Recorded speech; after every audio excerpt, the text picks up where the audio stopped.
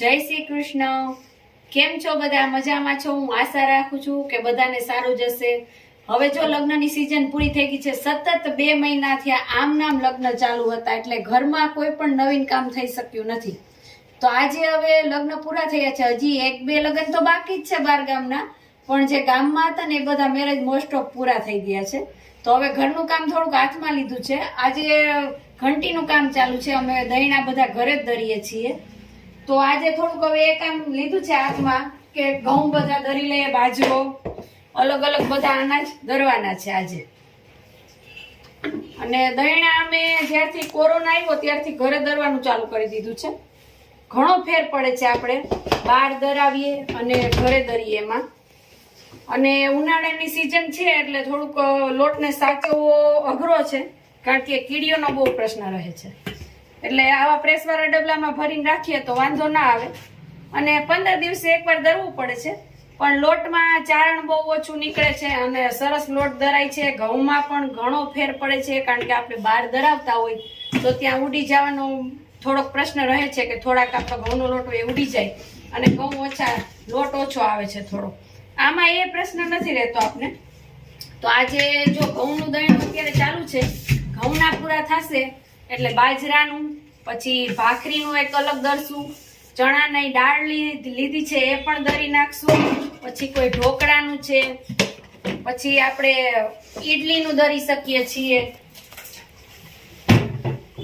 અત્યારે આપણે હજી ઘઉંનું જ ચાલુ છે।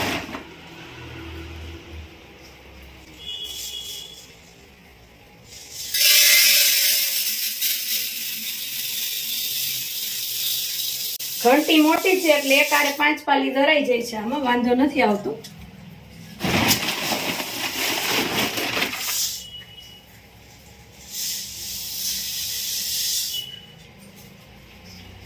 આ રીતના ઘઉં ભરી અને આ ઘંટીમાં બધું તમને અહીં આપેલી જ હોય એની ઇન્ફોર્મેશન કે તમે ભાખરીનું દરો તો કેવી રીતના કઈ જારી રાખવાની અને કેવી ચાપ કઈ રાખવાની, ઘઉં વાળી કે ચણા દાળ દળવી ત્યારે કઈ કઈ રાખવાની જારી, એ બધું તમને ઇન્ફોર્મેશન આપેલી જ હોય।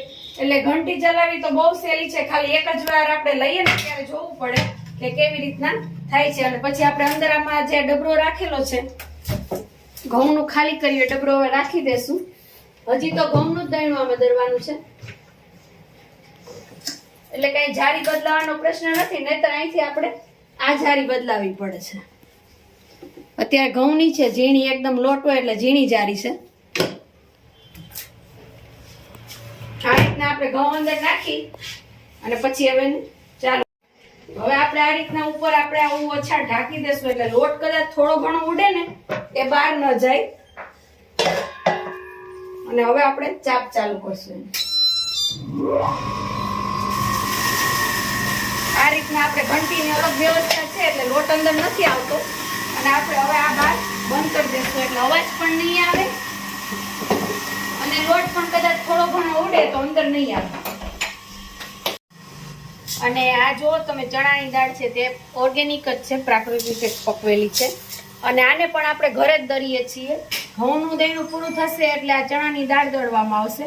આના આપણે લાડવા અમે બનાવીએ છીએ, ભજીયા બનાવીએ, તો બધે ટોટલી અમે ચણાનો બહારનો લોટ લેતા જ નથી, કારણ કે બહારના લોટમાં નક્કી ના હોય કઈ ભેળસેળ આવે તો આ આપણે સરસ ચણાની દાળ હોય એટલે ઘરે દરીએ એટલે એકદમ ચોખ્ખો તૈયાર થવાનો છે, એટલે એ પણ સારું રહે છે। એટલે આ ચણાના લોટને આપણે ઘણી બધી વાનગી બનાવી, બધી ઘરના લોટમાંથી જ આપણે બનાવી છે, એટલે દર વખતે 2-3 કિલો તો દરવાનું આવે જ છે। 15 દિવસે દરીએ તો 1-2 કિલો તો દરી જ લઈએ, એટલે છે ને આપણે ચણાનો લોટ ઘટે નહીં। અને લાડવાને એવું તો અમારે બનતું જ રહે છે ઘરમાં, એટલે ચણાનો લોટ જોઈએ જ છે અમારા ઘરમાં।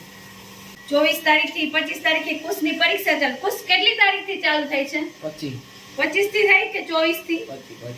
કયું પેપર છે પેલું? સંસ્કૃત। તો ચાલો બેટા એની તૈયારી કરવા માંડજો, વાંચવાની, બરાબર? અને આ આટલા બધા ચોપડા કેમ બહાર કાઢ્યા છે કુશ? ચાલ બેટા બધા મૂકવા માંડ જલ્દી। ચાલો તો આપણે હવે ફરી નવા વિડીયોમાં મળીએ, અને આ વિડીયોને અમારે કેવો લાગ્યો તમને તે કમેન્ટ કરજો, લાઈક કરજો, શેર કરજો અને અમારી ચેનલને સબસ્ક્રાઇબ કરજો। જય દ્વારકાધીશ।